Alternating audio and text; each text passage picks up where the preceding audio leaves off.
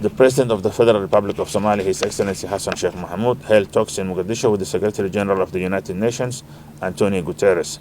The President briefed the SG on the progress made in the war against the Khariji al-Shabaab, the general situation in the country, and the challenges that the country is facing.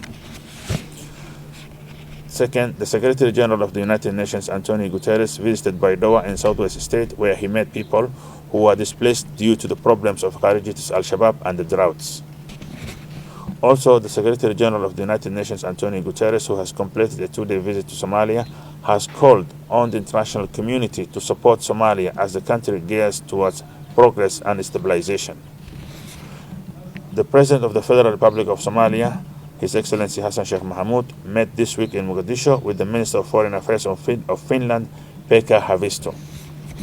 The President of Somalia also visited Hilwin, Somali National Army camp in Balad, where there are thousands of soldiers who will participate in the security operations of the capital, Mogadishu.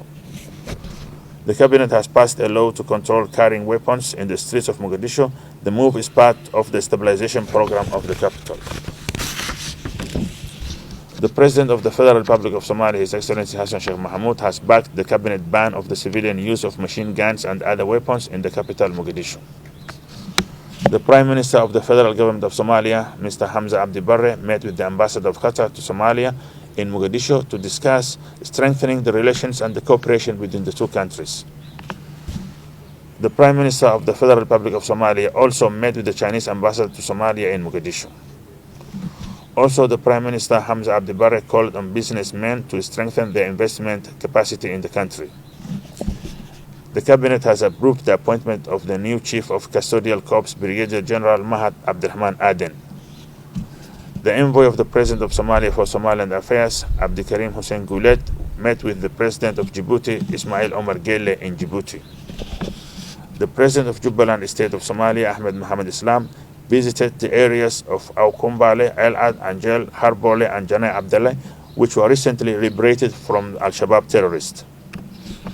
The Somali National Army today marks its 63rd anniversary since its establishment.